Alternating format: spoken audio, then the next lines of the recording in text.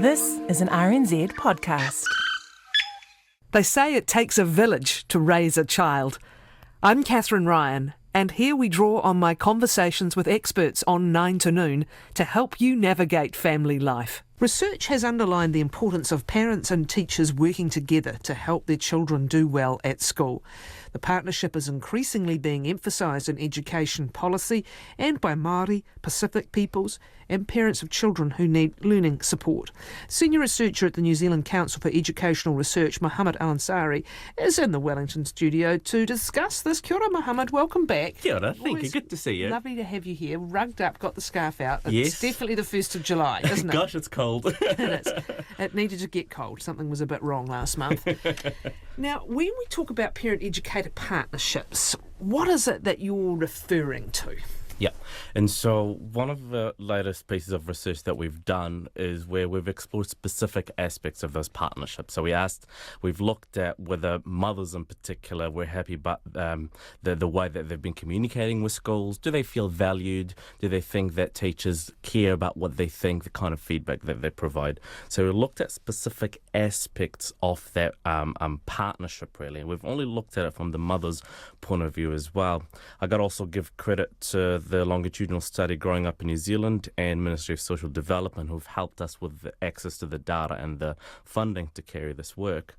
And so we've analysed a nationally representative data from mothers from all around the country. And what was really, really heartwarming to see is that most mums were really positive about their interactions with school as well as with early learning service. Is this primary school age? So we're talking about mums with children aged 4 to 6.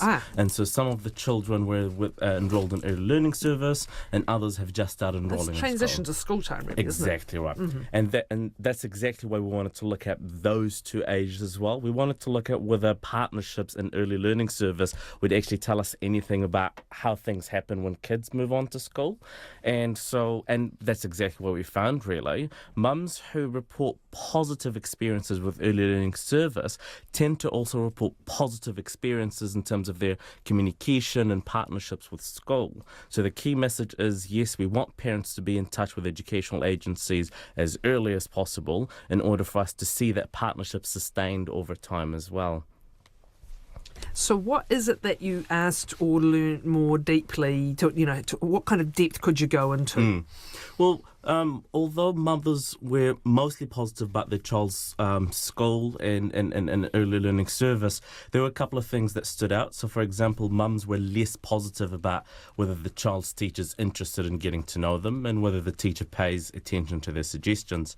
But as we've talked about this in our research and in other projects, that doesn't actually mean that teachers or schools don't want to be in touch with parents or they don't care about forming a good bond with parents and whānau. Our other projects, the National Survey Project and a recent review of primary school staffing have shown exactly the very similar pattern. Teachers and schools say we value input from parents and whānau, we want to do more of it, but we actually either don't have the resources or the time to carry heaps of it. And one of the things that we keep hearing from schools is that year after year expectations are increased, workload demands increase. It's hard to do the teaching job these days in just 7 to 8 hours. And so they're actually wanting to engage, but they're trying to figure out how can we do it given all of the increasing demands. All right. What's the importance of it and some kind of synchronicity between what's happening at home and what's happening at school? Yes. Home shouldn't be school.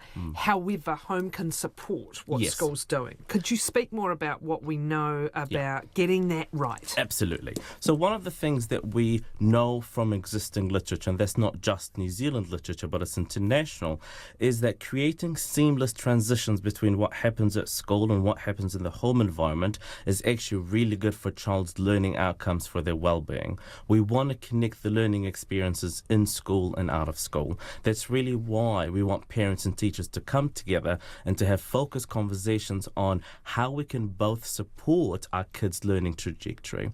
Having homeschool partnerships, being on the same page with schools or with home is actually also predictive of kids' sense of belongingness. Schools where they report high levels of engagement with parents parents also report that the kids attend more, they want to come to school, they see the connections between what's being taught in school and the things that they apply out of school as well. So there are great benefits really from having that being on the same page across the board. What does it look like, though, in practice at this age? Because, again, there's a big pushback against formalising a child's learning when they're this young. Play is very important to their learning at this age. Yep. But when you're doing that foundational stuff around language, around numeracy, what is it? What does it look like for the parent to be supporting what's happening in school and vice versa? Yes.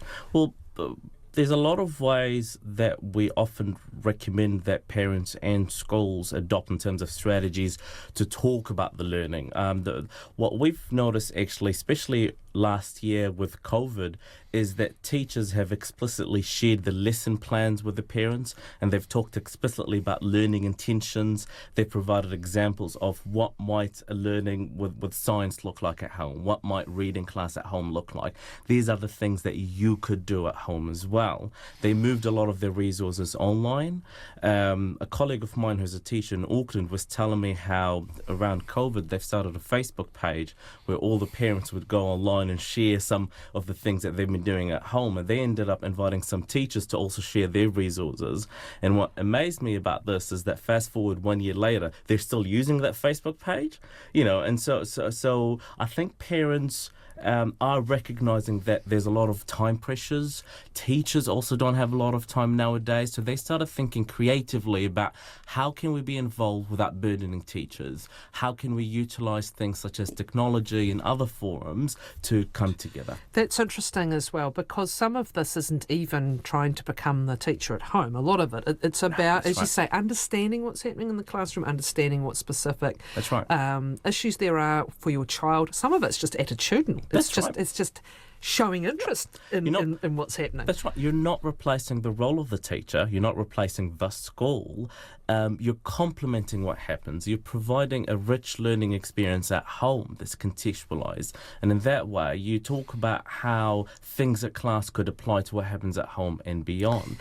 What's interesting, though, with this age group is that you're right at the start of establishing that relationship with a child in school. You're settling them, and you're also settling yourself and your relationship with the school. And more specific things won't happen over time. You don't want to be there when a child's 5.5 saying, can't do letters or can't do this or whatever, or gets the rods, gets the Lego wrong. What's the story? We're falling behind. But over time, you're also looking, and this is important from other parts of research, you're looking for where there may be learning support issues that are needed, and they can begin to present quite early on. So it really is about, a lot of it's about feedback, isn't it? And about Absolutely. And avoiding being in a I'm here for my child and I want your attention all the time, into I'm here for my child and how can I work with you and what works in with you. Exactly. I really like what you just said. How can I work with you? Because I think it truly takes a village. And so really it's a matter of understanding our different roles in supporting the child. If truly the child is at the heart of the matter, what is your role as an educator? What is my role as a parent? What is someone else's role as an agency or a service? And how we can work together. That's right. So what are some of the things to think about, and understanding the pressure on the teacher's time, understanding the key parts of the day where they don't really want to be talking to an individual parent about an individual child because actually they've got a bunch of other things about to happen.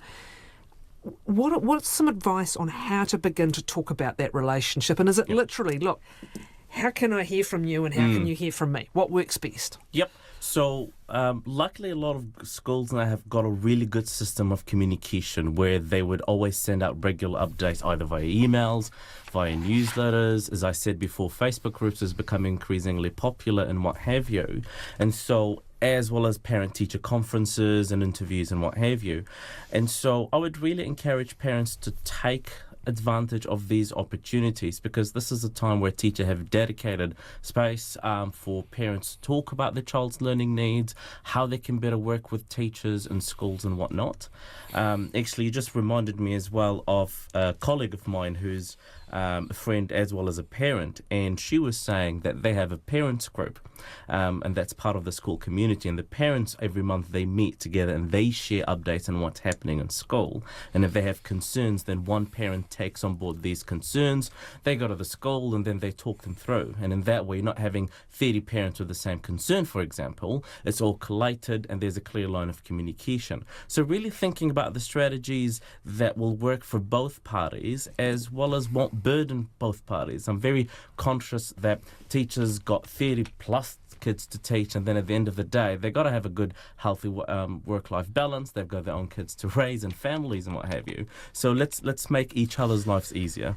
There's also, it's interesting, this insight, and I'm curious as to how you interpret this, that most mothers were positive about their child's school in terms of being welcomed and included and good communication. However, they were less positive about whether their child's teacher is interested in getting to know them and whether teachers pay attention to their suggestions. A lot could be read into that last bit, right? It's a quantitative study, and so we're able to pinpoint patterns, not necessarily explain, right? But one of the things that I also looked at when I first saw this is that, right, what kind of suggestions are being made? Are these expectations or is the feedback that's being transmitted back and forth realistic? Is it within the demands and expectations of a teacher role or not? And so you could see it in different ways, really, whether or not a teacher pays attention to the parents' suggestions. And as we were talking earlier, the fact that teachers now are expected to do far too much in a single day, that might also make it really harder to pay attention to every single piece of feedback and working with each one of them. What is prompting you to talk and provide suggestions? Is it about something that's actually relatively minor in the context of a class of 25 or 30 plus kids, or is it something really important? For example, you are concerned that your child is showing potential issues of needing some kind of extra support or some kind of special need. That's the kind of detailed information you might want to. That's exactly right. Not just, I read this book or I saw this on the internet and why aren't we doing it? You know, you need to calibrate your own place in the scheme of things and to prioritise stuff. Yeah. Yep. Being clear about what is it that you're worried about, and also being reasonable and realistic. Is this something that a teacher would be able to help you with? Could you have looked this up on your own? Is it a principles thing that you want to go and talk to them about? Could it be a conversation with other parents? So, I agree. It's a matter of, is this suggestion or feedback warranted? Am I sending it to the right channel? Am I putting it in the right way? Do I have a solution that comes with it? And so on. And do I know more than the teacher? Or not. Yes, you know your child. There's other things that again have to be taken into account.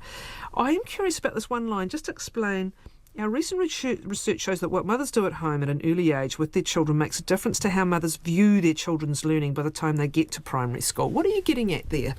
Early involvement is key. Really, that's the key message behind this. It seems like mothers who are involved in the education of their child as early as early learning service, there's a clear line of communication between them and educational agencies. They come later on either not just wanting to be involved again when the child makes it to school, but also they seem to also report more positive views of that partnership or the relationship. So if you've been very involved right from the earliest stages.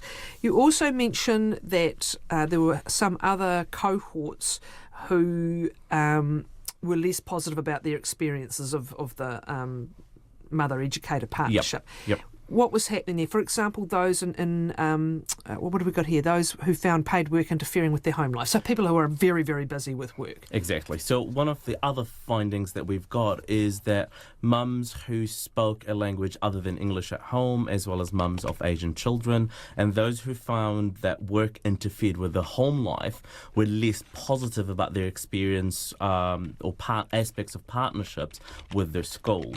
It could be because those the imbalance of work-life circumstances that might stop them from being in touch with school as much as they wanted. And so but that really highlights the importance of educational agencies and schools better understanding the circumstances that's happening at home and how they can better reach out, because it could be for people who have busy lives, who work to late hours, who look after not just their kids but they're also extended whānau. They might prefer a different way of communicating, a different way of involving as well.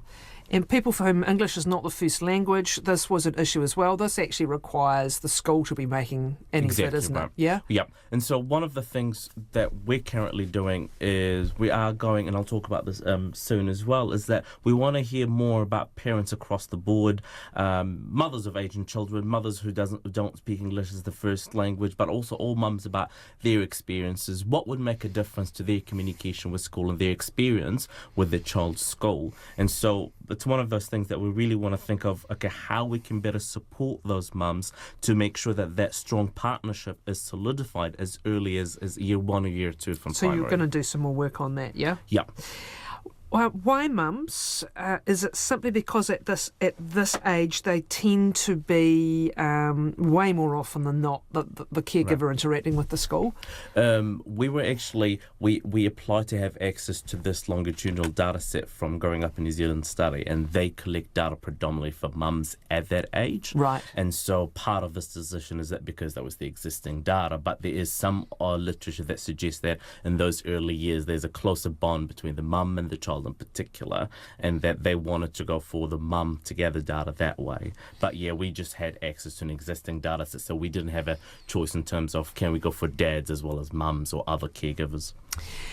Thank you. And I suppose the other thing that's left to resolve, as you said, is how to somehow build this time for teachers. Not excessive time, but really quality time when they are so under the pump, yeah? That's exactly right. I think actually there's a lot of things that we want to think of as a result of that recent staffing review and other reports.